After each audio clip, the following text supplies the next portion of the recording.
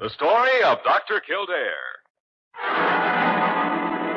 Whatsoever house I enter, there will I go for the benefit of the sick.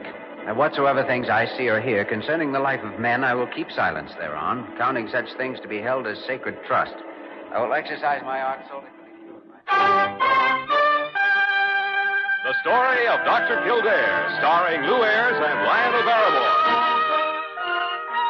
Metro-Goldwyn-Mayer brought you those famous motion pictures. Now this exciting, heartwarming series is heard on radio. In just a moment, the story of Dr. Kildare. But first, your announcer.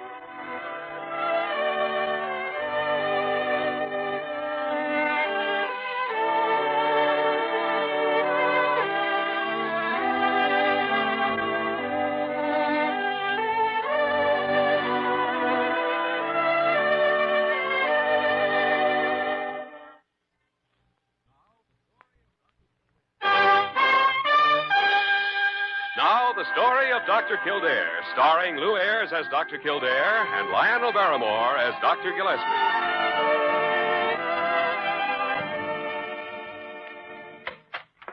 Oh, excuse me, Dr. Kildare. I Joan? thought you were alone. I didn't mean to interrupt you. Come in, Joan. Miss Quinn, I'd like to have you meet the head of our diagnostic clinic, Dr. Gillespie. Oh, how do you do, Dr. Gillespie? I've heard Dr. Kildare mention your name many times. Yeah, Miss Quinn, it's my pleasure. Yeah. You're new here, aren't you? Mm-hmm. My second day. Now, don't tell me. Don't tell me. I know every nurse's cap in the country. Now, let me... Chicago Orthopedic. Why, that's exactly right, Dr. Gillespie. Yeah. Welcome to Blair General, Miss Quinn. We're happy to have you. We certainly are. I know I'm going to love it here. Thank you both. I'll be waiting for you, Dr. Kildare. Ah, wonderful girl. Jimmy?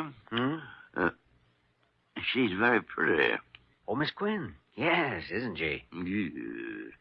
Outside of Diana Verna, I'd say she's just about the prettiest nurse I'd ever seen around this hospital. I'm lucky to have her on my ward. Isn't Diana working with you anymore? Well, she's on a 2-week vacation. Joan's her replacement. She certainly is. Jimmy, I've been thinking about your future. My future? Now, what brought that up? A young doctor in a large hospital should be very careful of, things. Things, Dr. G? What kind of things? Well, things. He should never find himself in a position where people might question his personal life. Oh, I agree. Absolutely right. Yeah, the best way to avoid such a situation is to get married. Now, you and Diana Verna have gone together for some time. She's a wonderful girl. I agree. You don't have to sell me on Diana. Yeah, I am much older than you are, Jimmy. And, I'm not making myself very clear. I want you to... Excuse me. Kildare speaking. Oh, yes. Oh, is it that late? Well, I'll be right there. Yes, Joan? Sorry, Doctor, I've got to run. But, Jimmy, I want to talk to you about this. Well, see... Let's have lunch together. I'm afraid I'm tied up for lunch. Some other time, huh? See you later, Doctor. Joan.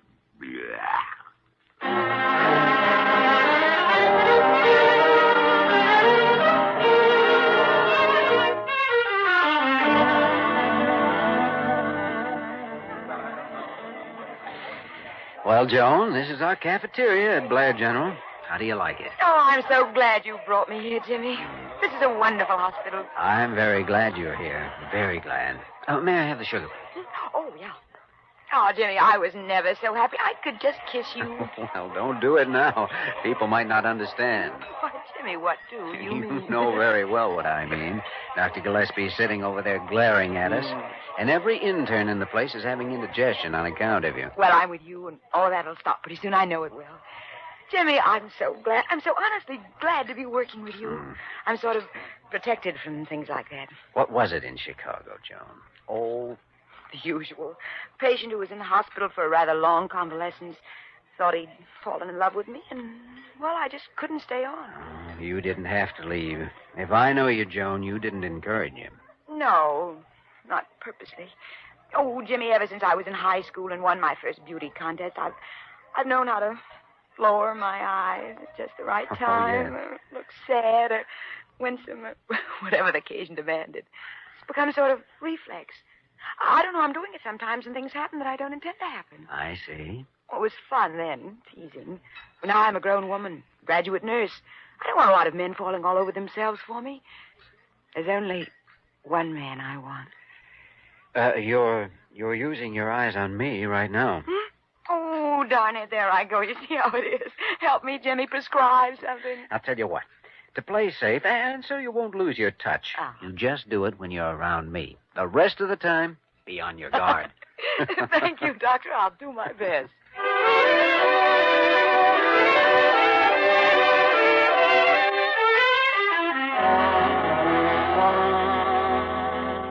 Leonard Gillespie, as I live and breathe. Hello, Molly.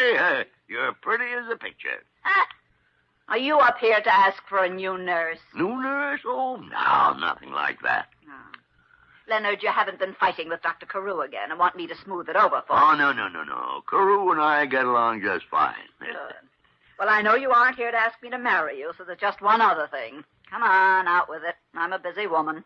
What about Dr. Kildare? Molly, I'm worried about that new nurse he's got, the one who's replacing Diana Werner. Joan Quinn? What's wrong with her? I met her for the first time today. I don't like the way she looks at him. You mean you came up here just to tell me you don't like the way a nurse looks at a doctor? It's the way Kildare's looking at her. Oh, you've lost your mind. Now, Molly, what I'm trying to say is that she's an awful lot of girl. Oh.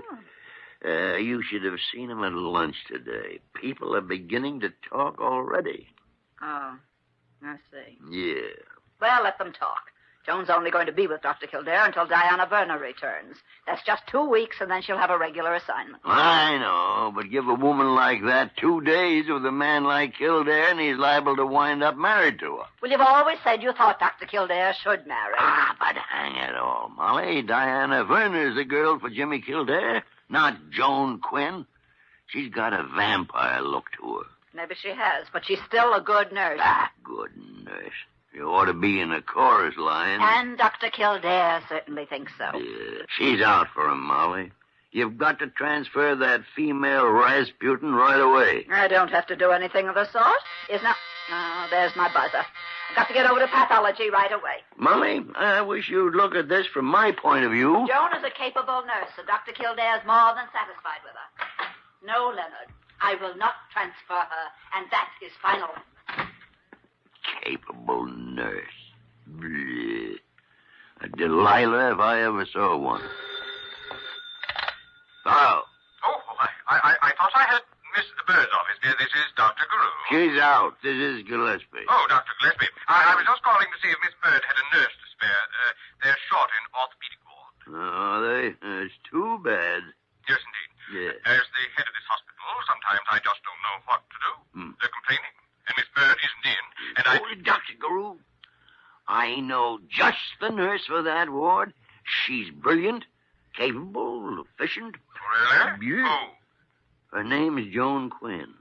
Specialized in orthopedic work in Chicago. Brand new here. Do you know if she's been assigned yet? Well, yeah, just temporarily on Kildare's ward.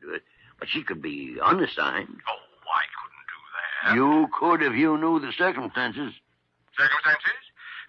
What do you mean? I'll be right down to your office and explain in detail.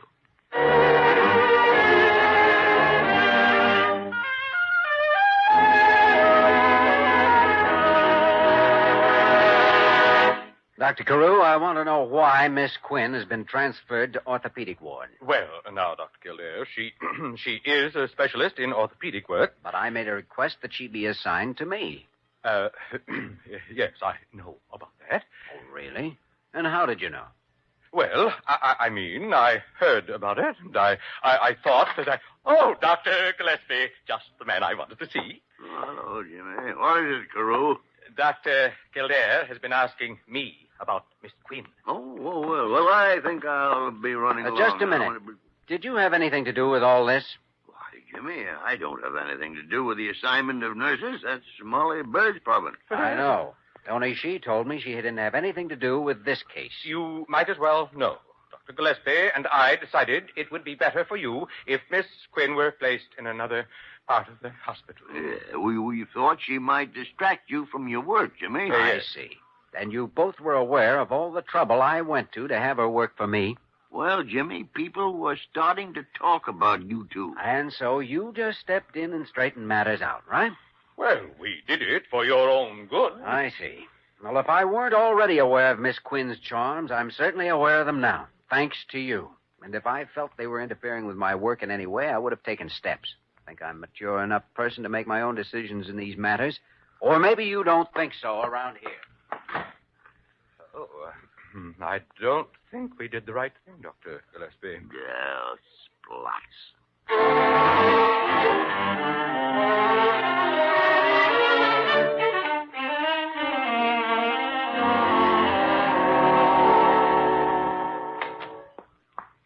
Well. Oh, well yourself. You had every right to become angry, and you know it, Dr. Gillespie. Parker, if there's one thing I don't want, it's a lecture from you. Now go out and clean a test tube and leave me alone. You're going to have to apologize to him sooner or later. Might as well be sooner. I waited in his office for 3 hours this afternoon, and he never showed up. Well, you just have to catch him when you can. Well, she's caught him, all right. That nurse, she's an enchantress. She's a lure, a vixen. She came here from Chicago with a mission. I see it all now. What are you talking about? I never considered for one moment that Jimmy would ever leave Blair General. Dr. Kildare leaving? An hour ago, I learned something while I was waiting in his office.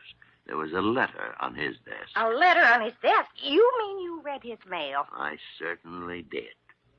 It was from a Chicago hospital offering him a post there. No. Yes, Parker, yes.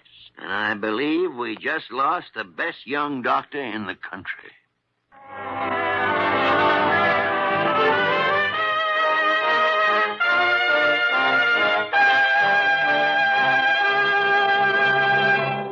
We return to the story of Dr. Kildare in just a moment.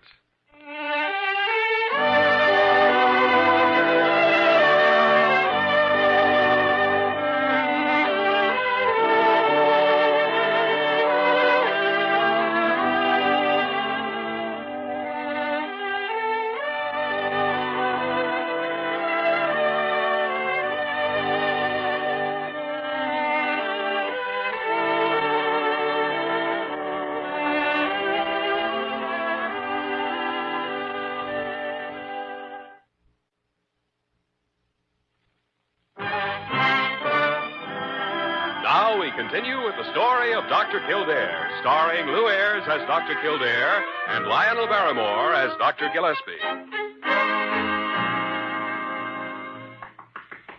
Come in.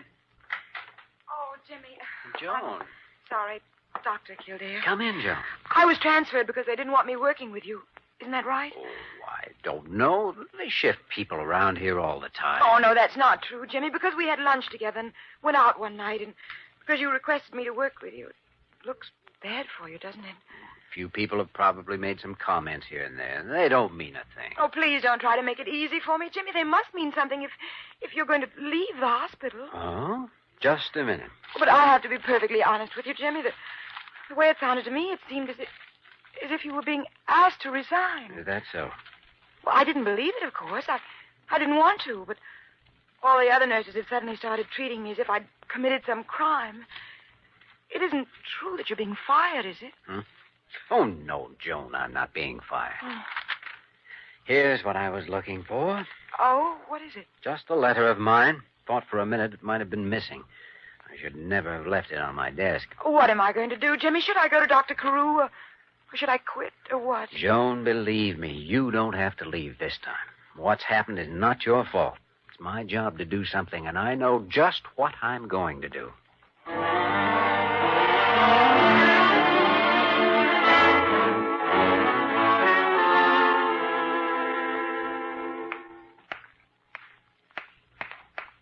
Wayman, just a minute. Yes, Dr. Gillespie. Didn't I just see you come out of Dr. Kildare's office? What are you doing with all those books and things? Carrying them. And if I stand here much longer, Doc, I might drop them. I'm doing a favor for a friend. What friend? Dr. Gillespie, I'm afraid that at the moment that I am not at liberty to divulge that. I promise my friend. You're not at liberty, huh? Come now, Wayman. What is it? Another minute, Doctor. I'll drop these books, so help me. Well, tell me all about it now, and you won't have to stand there. Here they go. See what you made me do. Oh, I'm sorry, Wayman. Here, let me help you pick them up. No, thanks, Doctor. I'll do it all right myself. I insist on helping you. After all, Well, these books belong to Dr. Kildare. I'm sorry you looked, Doctor. So am I, Wayman. So am I. Tell me, where are you supposed to take these things? To his car. And there's a lot of other stuff, too. Microscopes and things. I see. Then he's made up his mind. Look, you can't let him go, Doc. He's too nice a guy. A lot of people agree with you, Wayman. A lot of people.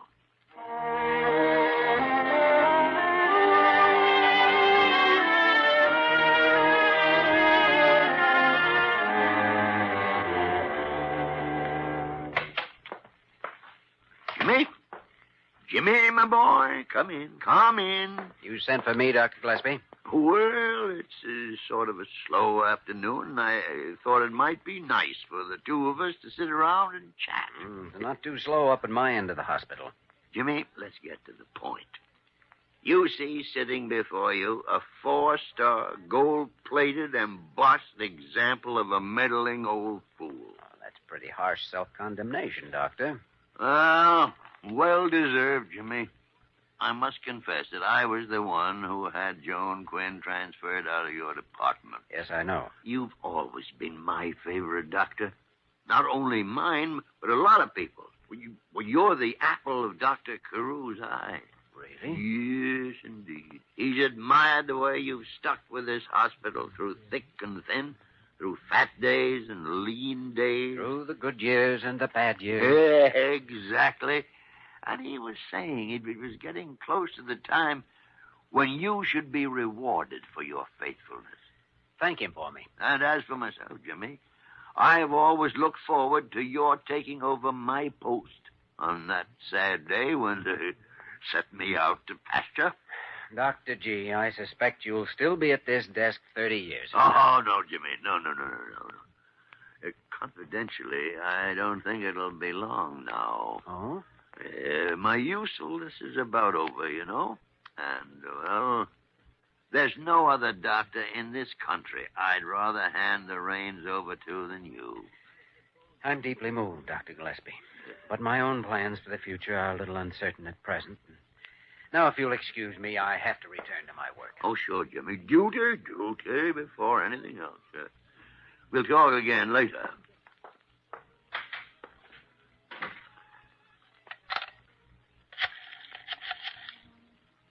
Dr. Carew speaking. Gillespie, Carew. Didn't work. He's pretty burned up about everything. Oh, this is terrible. Terrible? Worse than that. In a couple of days, you're going to be less one doctor, and I'm going to be out one friend. Well, isn't there something we can do? Well, if there is, I haven't thought of it yet. And frankly, right at the moment, I feel worse than I've felt in years.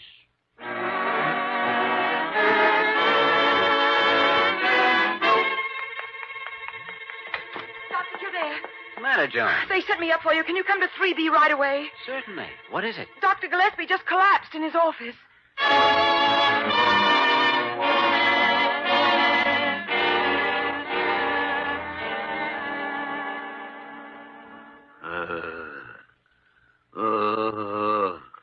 How did it happen, Dr. Carew? Well, I don't really know. I came in and found him on the floor.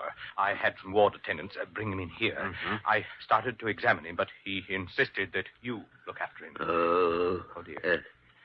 I don't think I'll live another hour. Oh, my. Jimmy, is that you? I'm right here, Dr. G. Your pulse is way up. Must be 140. That's exactly what it is.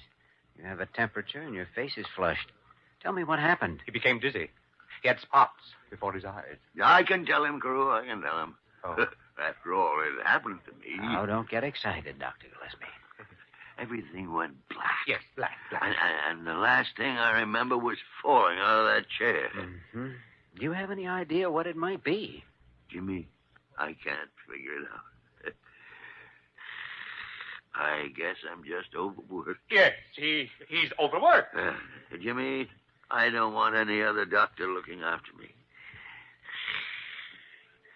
Promise me that you'll stay with me until I get through this. Yes, do promise. I promise, Dr. G. Good boy. I guess I'll just have to run you through a whole series of clinical tests. I'll get started on it right away. We did it, Carew. We did it. If we can get him to stay now, we can get him to stay forever.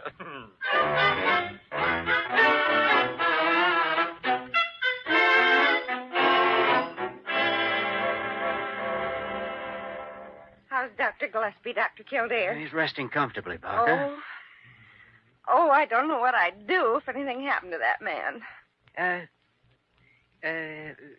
Tell me, Parker, was the doctor in his laboratory about a half an hour ago? Well, yes. As a matter of fact, he was. Mm-hmm. Did you by any chance see what he was doing there? Oh, well, no. No, not exactly. Think hard, Parker. Well, I think I did hear him mumble something about digitalis. Oh, digitalis, huh? Digitalis. Thank you, Parker. Thank you very much. Will he be all right, Dr. Kildare? Parker, I think he'll be up and around before you know it.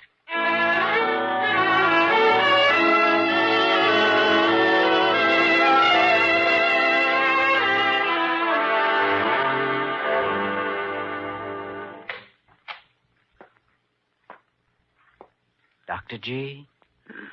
Hello, Jimmy. Oh, how do you feel now? Pretty weak. Oh. I'm afraid I'm in serious shape. Well, I hate to tell you this, but after all, you're a doctor and you should be able to take it. Take what? Well, you're suffering from an unusual malady, one known as acute snoopitis. Acute snoopitis?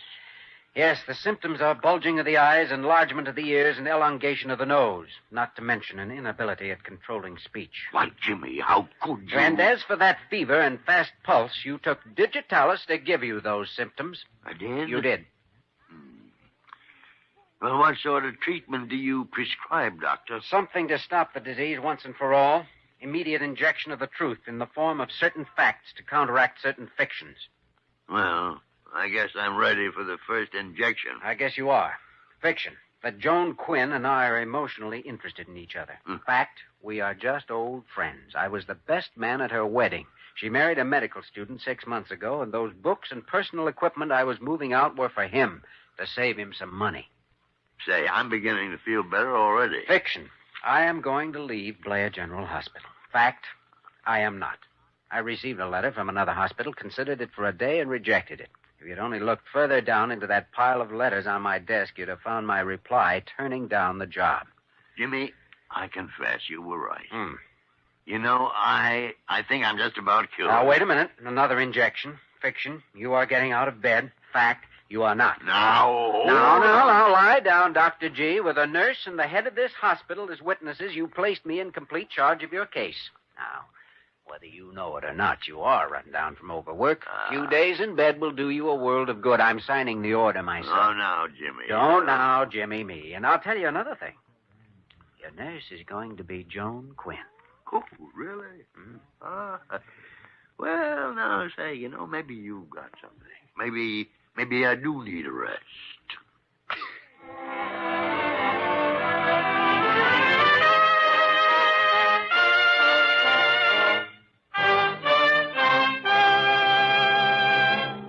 In just a moment, we will return to the story of Dr. Kildare.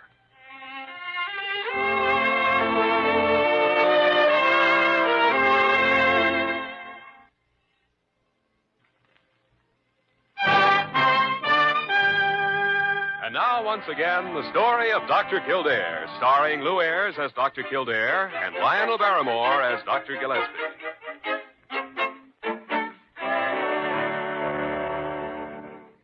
Dr. Gillespie, Parker? Oh, Joan Quinn has him purring like a kitten. Uh-oh. Well, there's his buzzer. She asked me to look after him for a few minutes. I think I'll look in on him with you. Oh, hello, cutie. Huh? Oh, it's you. Oh, I didn't think you were calling me cutie. What are you hiding, Dr. Gillespie? I'm not hiding anything. Oh, yes, you are. Now, come out with it. Come on, come on. All right. Well, it's a slingshot. Made out of a piece of rubber tubing. Well, a man has to do something, or you go crazy here in bed. I'm a pretty good shot, too. I can hit the doorknob 4 times out of 5. What's your ammunition? Pills. Dr. Gillespie. Well, just for that, I think I'm going to keep you in bed 3 more days. You wouldn't. Oh, yes, I would. Goodbye and pleasant dreams, Dr. G. I'll be back, Doctor. Goodbye. Oh! Dr. Gillespie! I've been waiting all day to do that.